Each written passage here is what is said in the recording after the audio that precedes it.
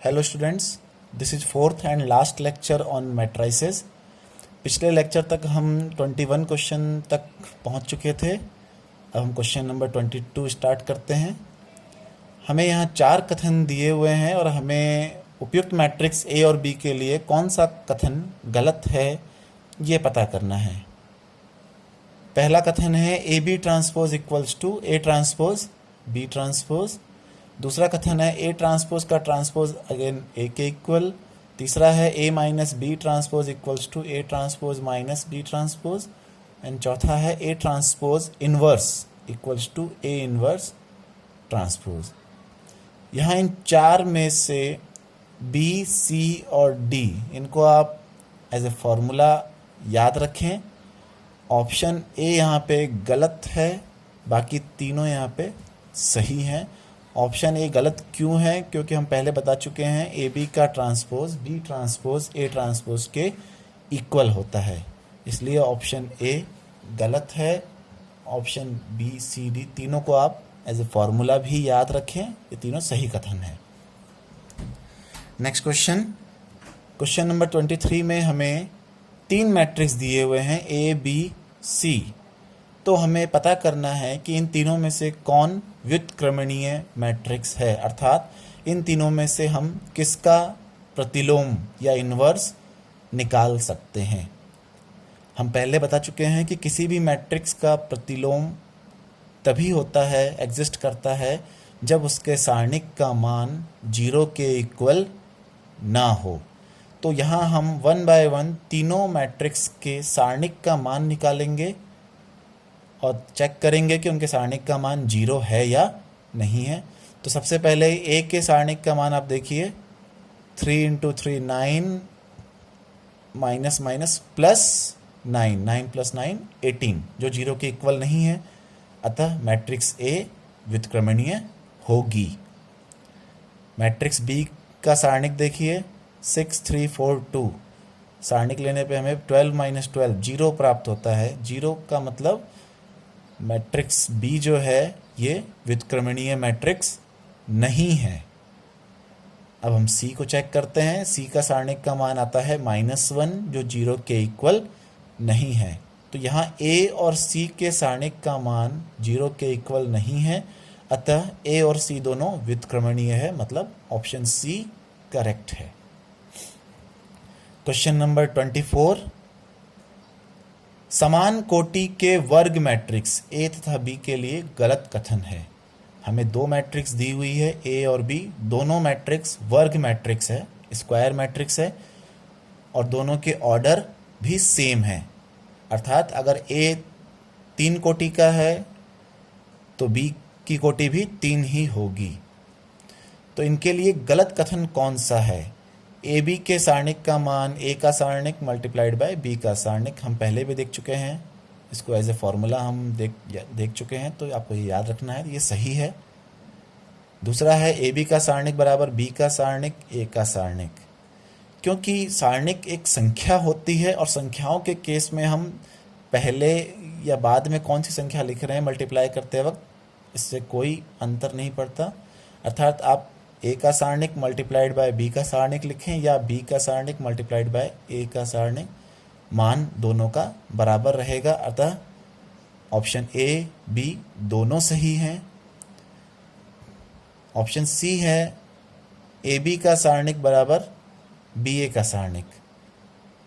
हम पहले भी देख चुके हैं कि ए बी का मान बी ए के इक्वल हो जरूरी नहीं है, लेकिन सारणिक निकालते वक्त ए बी का सारणिक और बी ए का सारणिक दोनों बराबर होते हैं। सारणिक के मान पे कोई फर्क नहीं पड़ता है, मैट्रिक्स के मान पे फर्क पड़ता है। दोनों मैट्रिक्स अलग अलग हैं, लेकिन उनके सारणिक का मान समान रहेगा। अर्थात ए बी सी तीनों कथन सही हैं, इनमें से कोई भी कथन गलत नहीं है, इसलिए सही ऑप्शन डी है। क्योंकि ऑप्शन डी हमें कह रहा है कि इनमें से कोई नहीं, मतलब इनमें से कोई भी सही नहीं है, तो ये कथन गलत है। एक्चुअली में ये तीनों कथन सही हैं, गलत कथन डी है।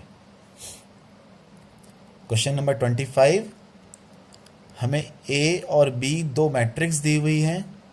इनमें खास बात क्या है, एक ऑर्डर है 1x3, मतलब ए में एक पंक्ति 3 स्तंभ है, बी का ऑर्डर होगा 3x1, बी में 3 पंक्तियां और एक स्तंभ है।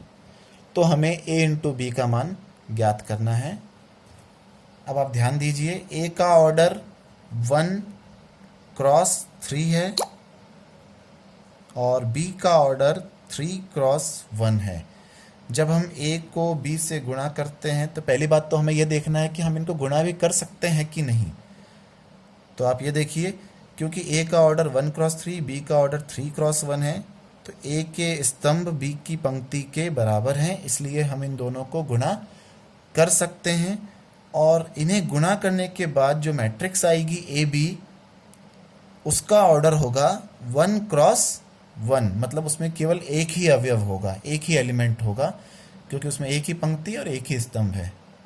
अब इन चारों में से आपको इसको गुणा करने की कोई ज़रूरत नहीं है, आप केवल ऑर्डर पे ध्यान दीजिए।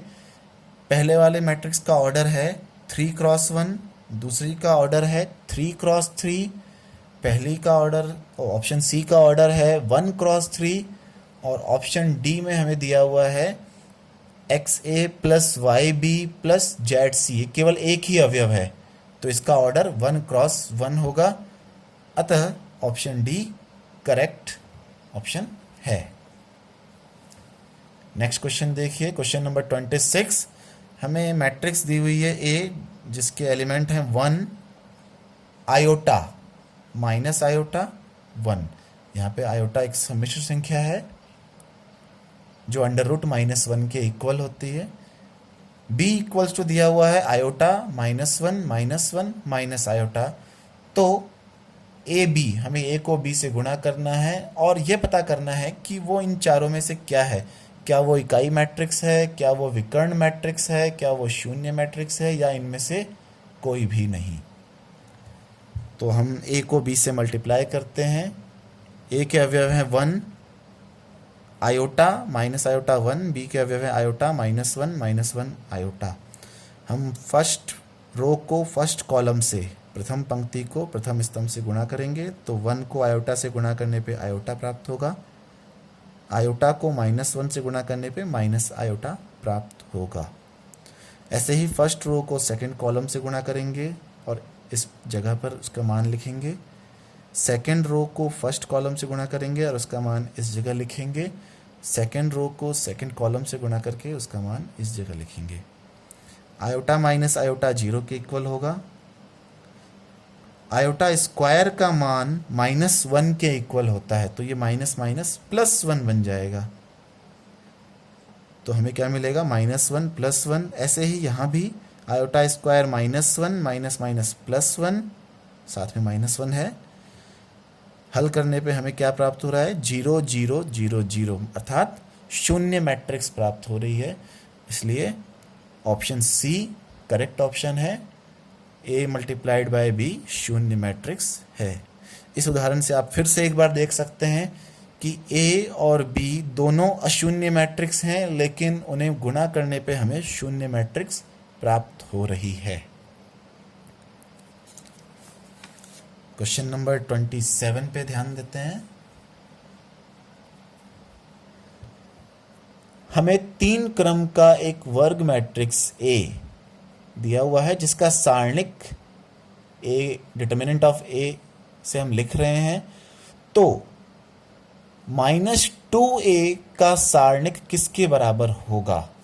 इन चारों ऑप्शंस में से हमें देखना है कि -2A का सारणिक इन चारों में से किसके बराबर है। -8 into determinant of A +8 into determinant of A -2 into determinant of A, या इनमें से कोई नहीं।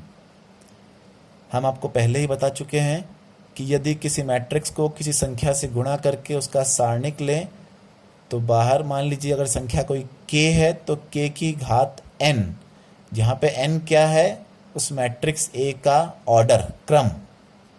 तो यहाँ पे k का मान -2 है और n का मान 3 है, क्योंकि A का ऑर्डर 3 है, तो k की घात n बाहर आता है।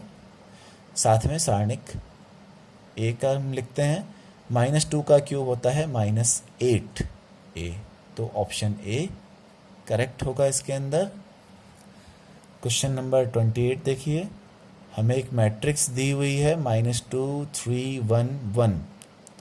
हमें इसके प्रतिलोम मैट्रिक्स के सारणिक का मान ज्ञात करना है। हमें एक मैट्रिक्स दी हुई है, हमें इस मैट्रिक्स का सारणिक नहीं चाहिए, इसके प्रतिलोम मैट्रिक्स के सारणिक का मान ज्ञात करना है कि वो इन चारों में से कौन सा है। अगेन यहाँ पे सूत्र जो काम में आने वाला है, किसी भी मैट्रिक्स के इन्वर्स या प्रतिलोम का सारणिक उसके सारणिक के प्रतिलोम के इक्वल होता है। आप चाहे तो इन्वर्स निकाल के फिर सारणिक का मान निकालें या सारणिक का मान निकाल के उसका इन्वर्स या प्रतिलोम लें, बात एक ही है। तो ज़्यादा आसान हमारे लिए यही रहेगा कि हम ए का सारणिक निकाल के उसका इन्वर्स निकालें। माना दी हुई मैट्रिक्स ए है, तो इस ए का सारणिक हम आसानी से निकाल सकते हैं, -2 -3। ए के सारणिक का मान आ रहा है -5। तो ए के प्रतिलोम का सारणिक ऊपर वाले फॉर्मूले से आप देख सकते हैं, ए के सारणिक का इन्वर्स मतलब कि 1/a का सारणिक। अब क्योंकि ए के सारणिक का मान -5 है, तो वैल्यू हमें मिली -1/5, इसलिए ऑप्शन बी सही उत्तर है इसका। क्वेश्चन नंबर 29 देखिए, यदि किसी मैट्रिक्स में अवयवों की संख्या 24 है तो ए के संभावित विभिन्न क्रमों की संख्या क्या होगी? कितने संभावित क्रम होंगे? अब आप जानते हैं कि यदि ए कोई मैट्रिक्स हो, Aij, जिसका क्रम है m क्रॉस n, मतलब उसमें m पंक्ति है, n स्तंभ है, तो ए में अवयवों की संख्या m × n होती है। जैसे कि आप देखते हैं कि 2 क्रॉस 2 ऑर्डर की मैट्रिक्स में टोटल 4 अवयव होते हैं, जो आप ऊपर देख सकते हैं।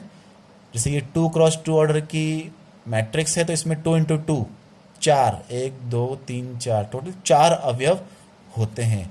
ऐसे आप देख सकते हैं कि 3 क्रॉस 3 ऑर्डर की मैट्रिक्स में कुल 9 अवयव होते हैं, 3 × 3। इसी प्रकार m क्रॉस n ऑर्डर की मैट्रिक्स में अवयवों की संख्या m × n, m को n से गुना करना है, वही उसकी संख्या होती है। अब हमें अवयवों की संख्या दी हुई है 24, तो हमें कुल संभावित, तो हमें 24 के गुणनखंड निकालने हैं। जितने इसके गुणनखंड होंगे उतने ही संभावित